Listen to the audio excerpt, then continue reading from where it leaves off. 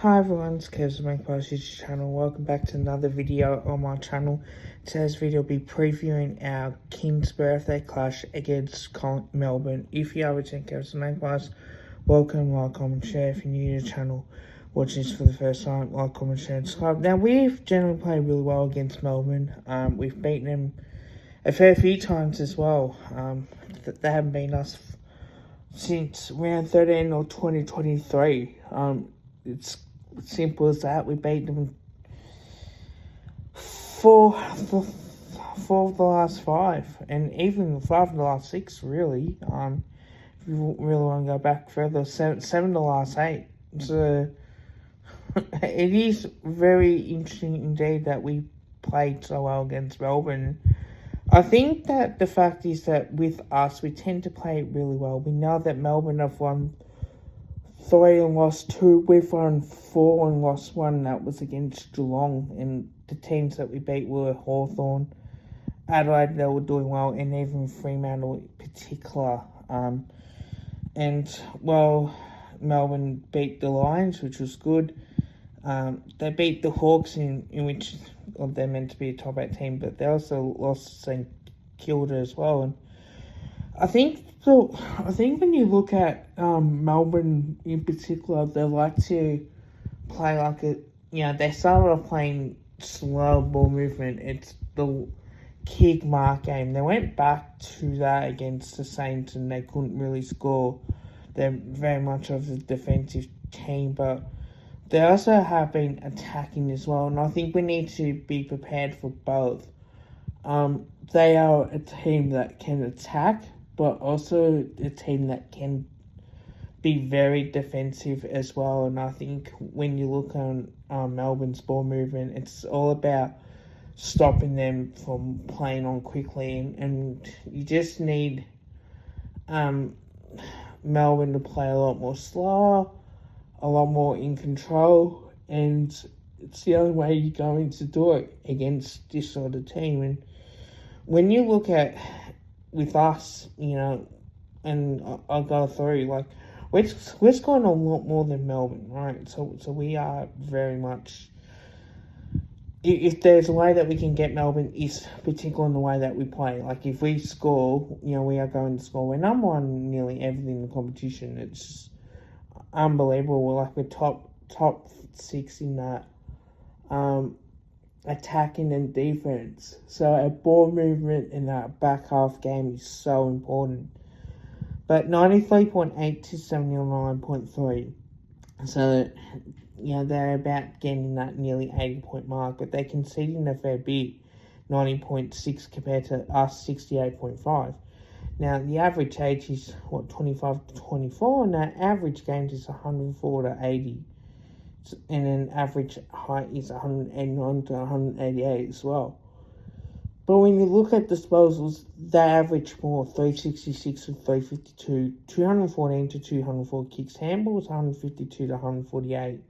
So that's the disposal averages. They like to get in the handball at the back a fair bit, and also trying to build some run up towards and hit targets long down the line. The inside 50s is 53 to 52% as well, but the way that we get them is 73% to 72% disposal efficiency, but the goal efficiency is 20%, 11 goals from 53 inside 50s to 25%, 14 goals from 52 inside 50s. That's the difference. That's where I think we need to be up on as well. I know it will be tough conditions. We'll be wet.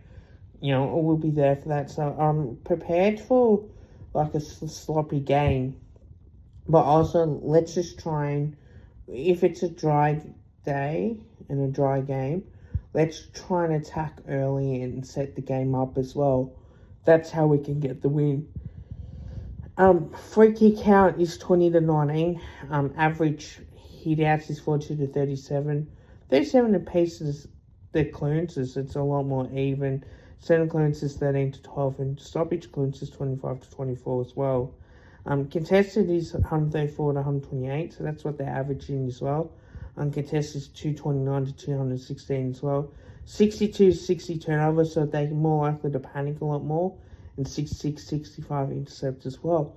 Now, predicted 22 compared to best 22, their best 22 is 4,378 and their predicted is 4,444.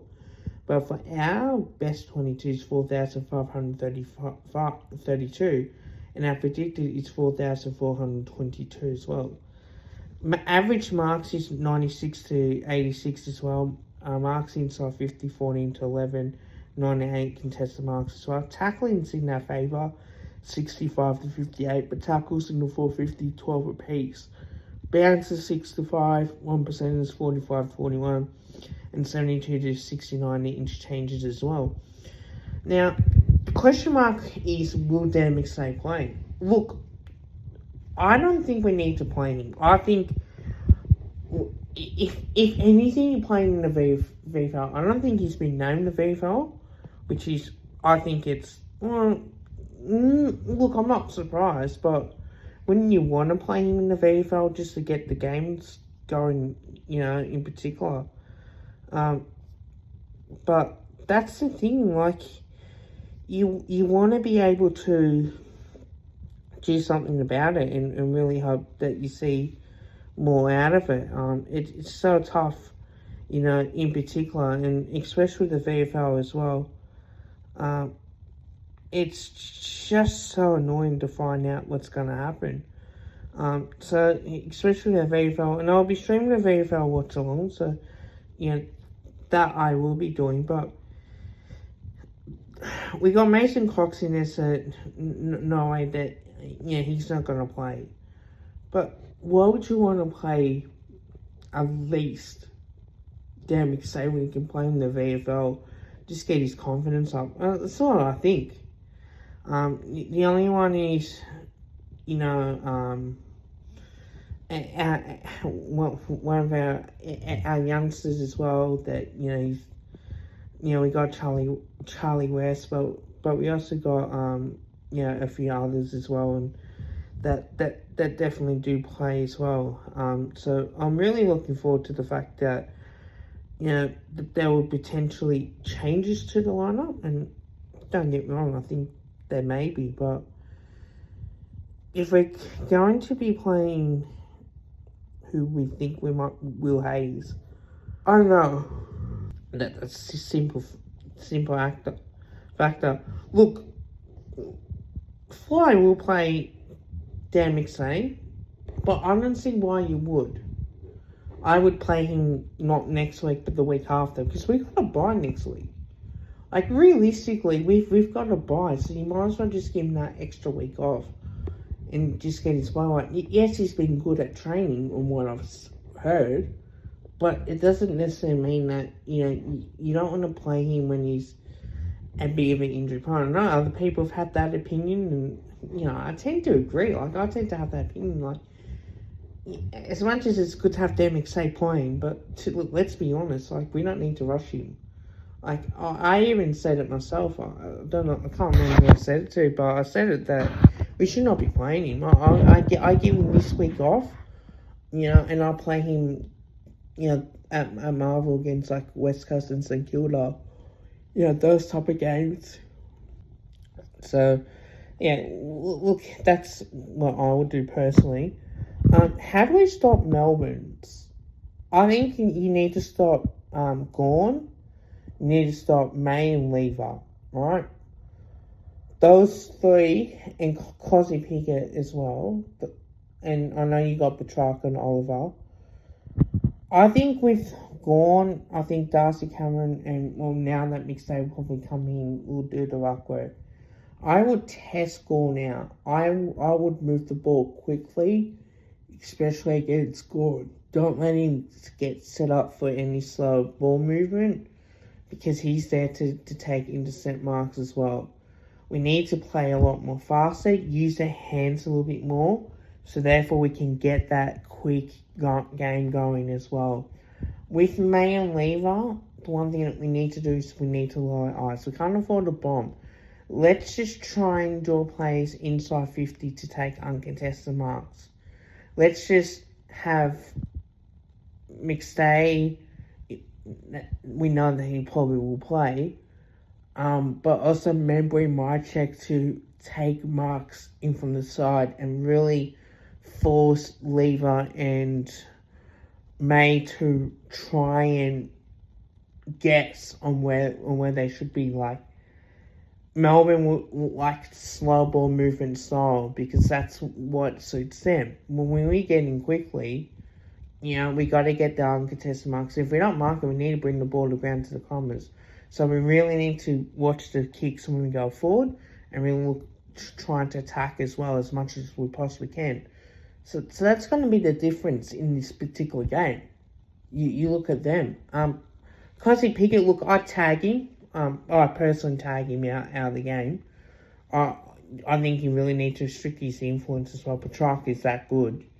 You need to really stop him as well. And same with Oliver. Like, he's done a few tagging roles as well, but he's a ball winner. So I think Ned Law may go to Petrarca and on potentially Oliver. But I potentially go for like Petrarca on long. And therefore you have someone like an Oliver on a Nick Dacos or Chris type play as well. That's what I would do to try and stop Melbourne. So, and I think you need to tag May and Levi out of the game. I think you need to put Melbourne's defence under a lot of pressure by getting a quick ball movement as well. And it's the only one that we're going to get it. Times when we're going to have to go slow, we need to get that uncontested marks and not try and force the bomb at all. Little to too much. If we are going to bomb, we need Darcy coming down there. We need McStay down there to take the marks long down the line. So Gordon, May, Lever can't get the hands on the footy. So it's what we need to prepare for. Would we do if it's wet conditions? I think with wet conditions, we just need to get the ball forward. We can't afford to panic a little bit. Melbourne don't play wet weather footy at all. We're more accustomed to that. They don't play wet weather footy. They aren't as good in wet weather footy than what other teams like Collingwood are. So if it rains, get forward, get moving, force a contested style game. But also, let's put Melbourne under a lot of pressure. Let's just take those marks as much as we possibly can. If it's a dry day, let's get the scores on the ball. Let's get those 3 or 4 goals as well. And let's put Melbourne on the back foot early. Because the more you put Melbourne on the back foot early, the more it sets you up as well. Even though what the Hawks did against the Bulldogs, you kick 5 goals to 1 and you put the Bulldogs defenders under a lot of pressure. And when you're getting there quick, it's amazing on what you can do as well. So I know that Western Bulldogs are a lot different to Melbourne, but you really need to get that ball moving as much as we possibly can as well. Look, my top 5 for this week. Look, I'm not frustrated at all. But number 5, I think for me, is really our forward pressure. Our forward pressure needs to be elite in this area. I need to see 200 plus pressure factors. I need to see Melbourne less pressure factors as well. If we get a lead, I want us to put Melbourne away. We've done it against the Hawks, which is great, but now it's time to do it against Melbourne as well. In particular, the way that we need to play against them, it's probably the best way that we're going to see in terms of results going our way. So that's what I would do, a pressure factor for number 5. Number 4 is our defense. I think we need to restrict Melbourne to under 80. If under 80 points, I think for us really helps. If we restrict Melbourne to 60 points or 70 points, mate, huge win. That is a huge win. And that's what I always want to see from us, like our defensive pressure. We've done so well. We've had the momentum. Let's go into this bye fully rest up, because knowing the fact is that we're going to be sore. But it is what it is with that. So I'm really looking forward to it, especially being there. But we'll have to wait and see as well. In particular, number 3 is playing well for long enough. Now, I do want to talk about this a fair bit. If Melbourne do get 1 or 2 goals, let's get a couple back ourselves. We know Melbourne want to try and come out hard against us, but we need to set the tone by get off to a good start the first 5 or 10 minutes in the match and really put Melbourne on the back foot. Once we do that, once we force Melbourne to make the most of the opportunities, then it's a really good game for us to really attack and look forward to, especially going into the bye as well.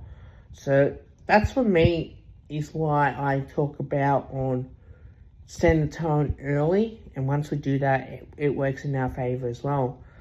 Number 2 is our midfield. I think our midfield needs to get on top of Melbourne's midfield. We know Kozipika can go in there. We know that Petrarca can go in there. We know that Oliver will go in there, right? So we really need to stop Melbourne's ball movement. Midfielders from getting on top of us early. And let's start winning the clearances as well. This is why we must dominate Melbourne in the clearances, and especially the centre clearances and stoppage clearances as well. And that's exactly what we must do as well, the way that we need to play against them. And number 1 is game plan and tactics. Look, our game plan for this week is we must attack. Need to let Iceland go forward, especially on a dry day, and just really look forward to play our brand as well. Let's force May to panic. Let's force Lever to panic as well. Because therefore, they're not as quick as going back into defence. They like it nice and slow when it's a long, high ball movement. And they can take intercept marks on that. Less we give May and Lever intercept marks, the better it is. Let's restrict them to about 3 or 4, in particular in intercept marks. So therefore, they can't try and hurt us too much with that. And also too, I just want to say one thing as well with their game plan.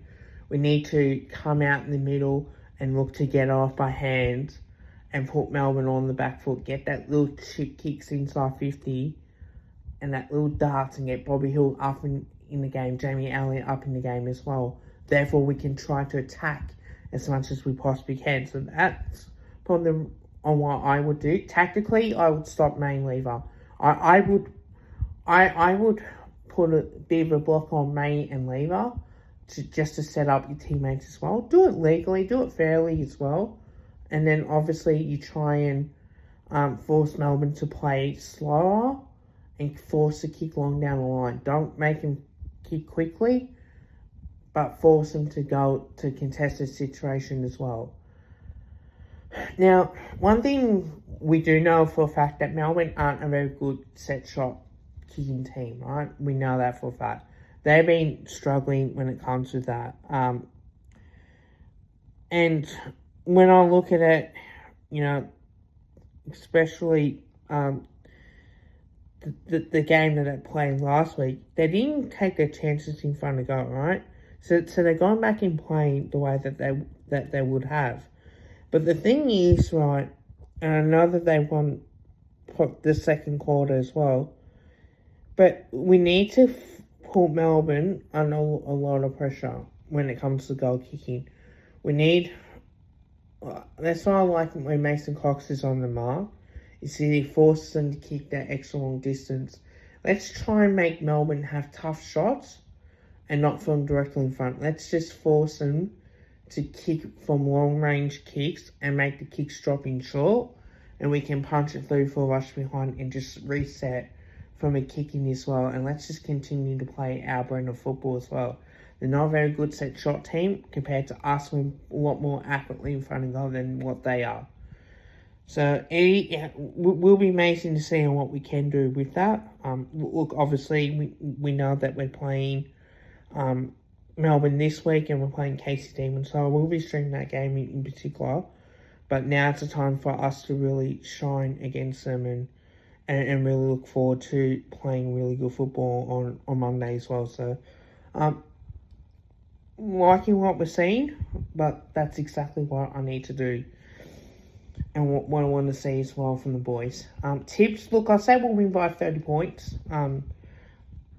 If it's wet weather footy, it'll probably be closer, but I want to see us kill them in the contest.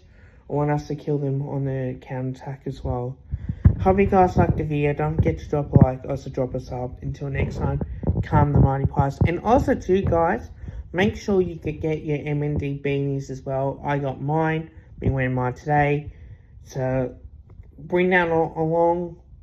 go to the game and cheer on the boys, and as usual, calm the mighty pies.